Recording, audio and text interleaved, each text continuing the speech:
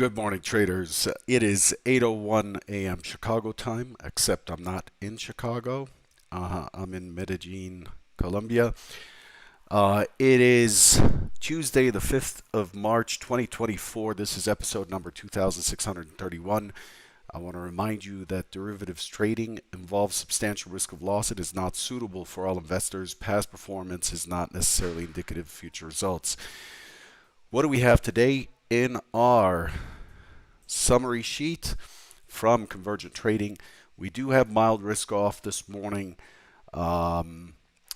We had some interesting moves that I'd like to talk about. Hopefully the internet here holds up pretty well for you. I see that I've got my morning Vernon sound check. Appreciate it. The bigger themes today really involves Target beats by about 24%. Target reports $2.98 versus $2.41. Last I checked, it was up 9% pre-market. Tokyo CPI ticks up slightly by about 10 basis points. China targets 5% GDP growth rate for 2024, which is the same as it had for 2023. Apple phone sales in China fell 24%, with Huawei gaining 64% of the market share. Overall sales in China of smartphones is down 7%. So Apple's seeing a little bit of pressure there. Let's take a look at the pre-market change. So here's the pre-market picture as it stands right now. You can see that Apple, of the bigger issues, you have Apple and of course Tesla. Tesla took just a punch to the chin yesterday. I think it was down about 7% on poor sales in China.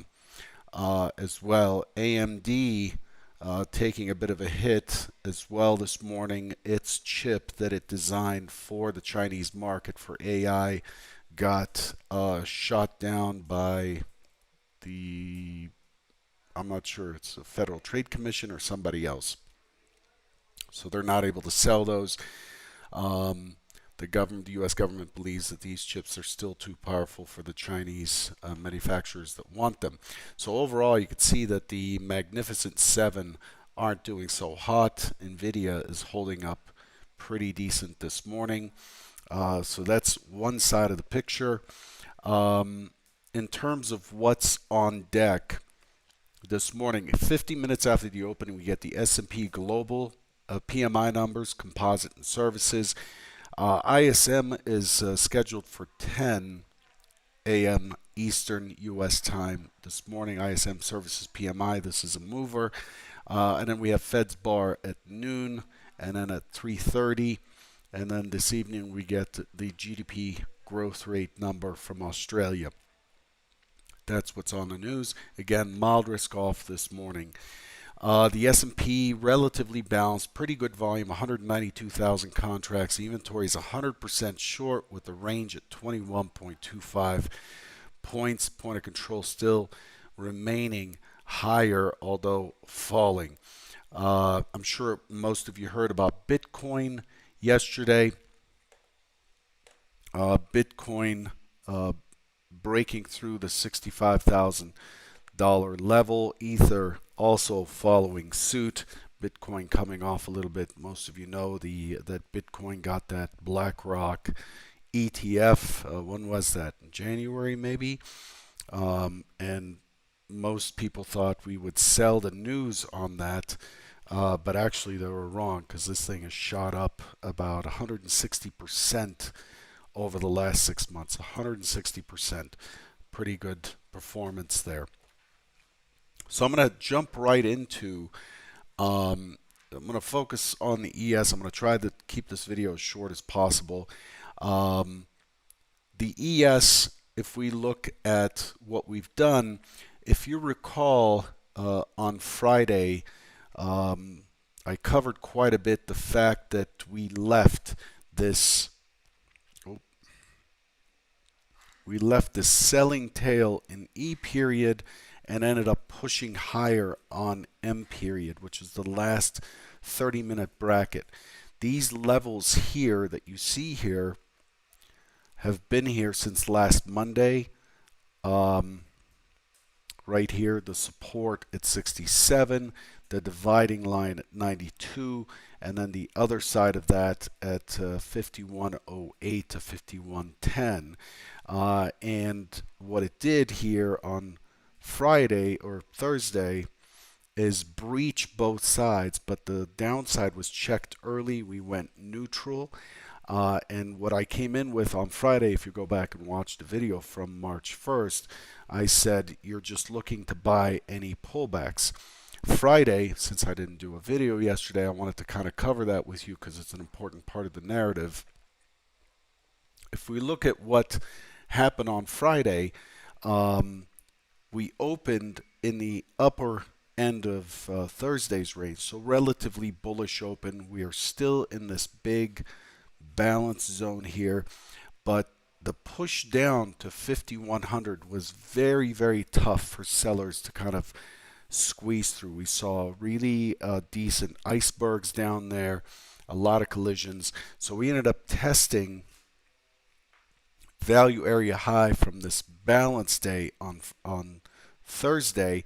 We ended up testing value area high. This is kind of a classic setup. Open in range, out of value, test value area high, pull back, put in the IB so we could see that B period. Can't see it there because it's really narrow. But you can see that the second bracket exceeded the first bracket right here. So B period had a pretty good range extension on A period. And then from there was a pullback in C period to A period's high, left a single print, and then off to the races it goes.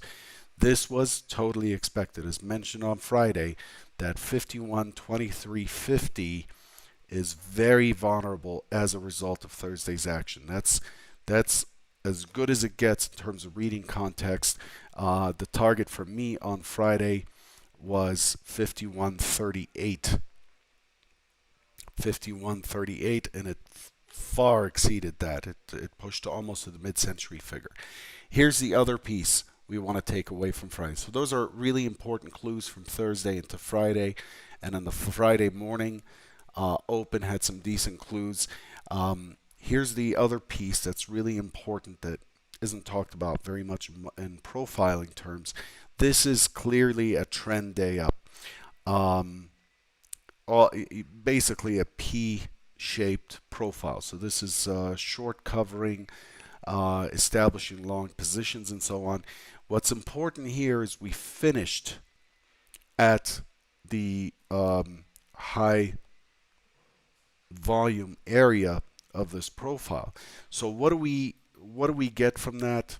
So had I been able to do a trader bite yesterday, I would have told you, hey, I know we're pulling back. We had pulled back a little bit on the thinner part of the profile here, but this is relatively bullish. So we're looking for some, we're looking for the market to come back and retest this point of control up here at 46. And so even though we're opening a little bit down for the session, the expectation is we would end up testing this 46 area, and because this is a trend day up, we expect a breach of the prior day's high, which was 49.25. Coming in yesterday, let's zoom into that profile a little bit because that also offered some clues.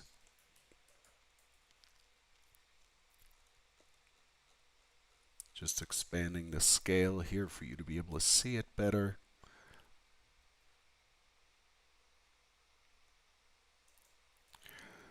Okay, so coming in yesterday, man, this is really hard to see, isn't it? Okay, that's why. There you go. That's what I wanted. All right, so coming into yesterday, where did we open? 2 ticks above the low. So we opened, all we could do is 2 ticks down, and then we end up pushing, A period ends up pushing up here, okay? And then B period has this big swing all the way down. So this is really, really nasty.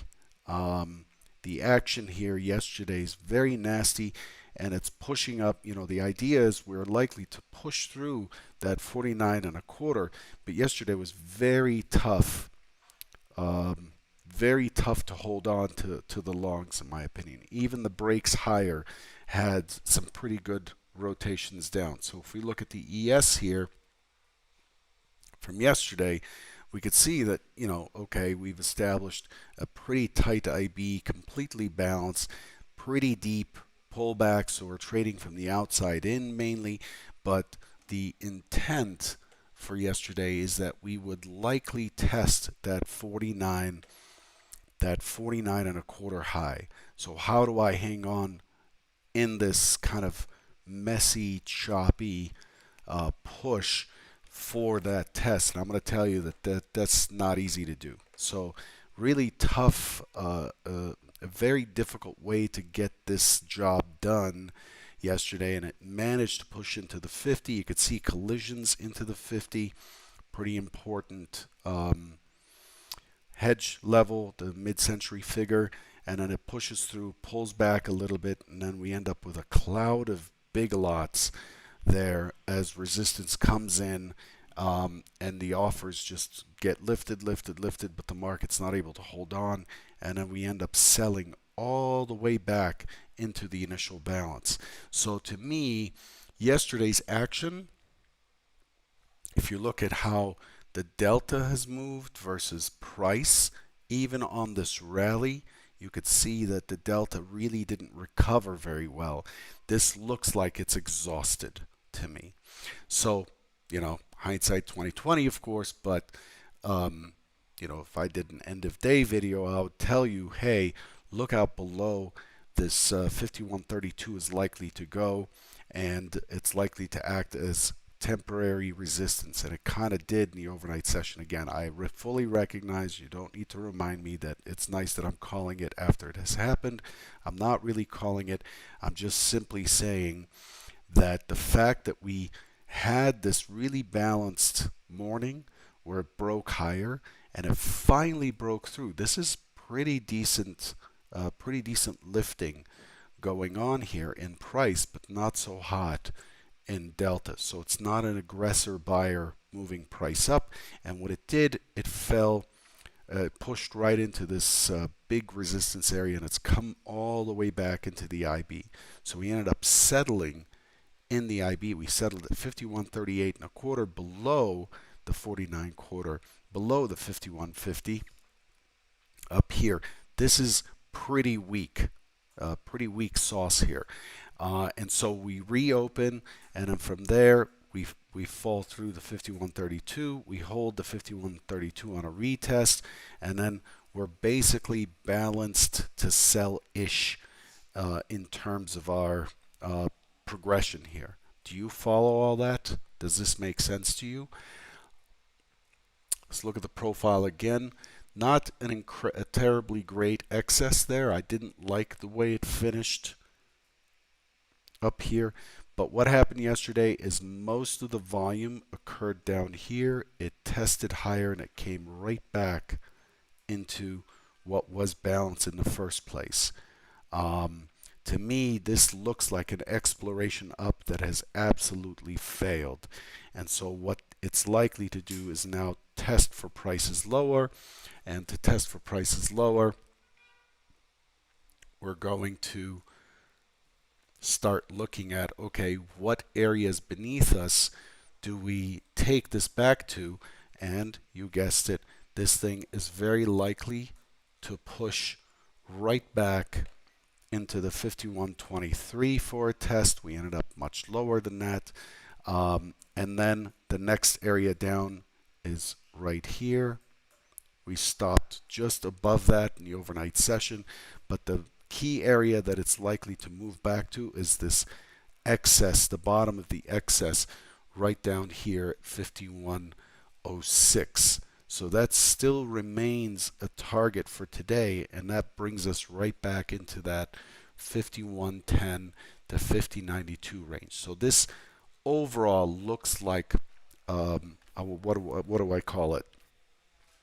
This looks like froth. This looks like froth. Does everybody understand what that means? Um, this looks like the market is just exploded to the upside, but there was just absolutely no structural support for that. So this tower is coming down, and we're seeing that taking place in the overnight session as it comes back in, and it's currently trading right down here. So we should find it, not should, but we should expect to find it back into the balance zone here. So we expect a test of 5100, and we expect the excess. This wasn't really an excess; it was just a selling tail. Um, on Thursday, we expect this to end. What's important here is we've had one time framing up all along, right? One time framing up, one time framing up, and we're opening by breaching the one time framing up. So the day-to-day trend is over. So today I'm going to be looking at weak rotations up to sell. Be careful because we do have a pretty decent amount of balance right up here.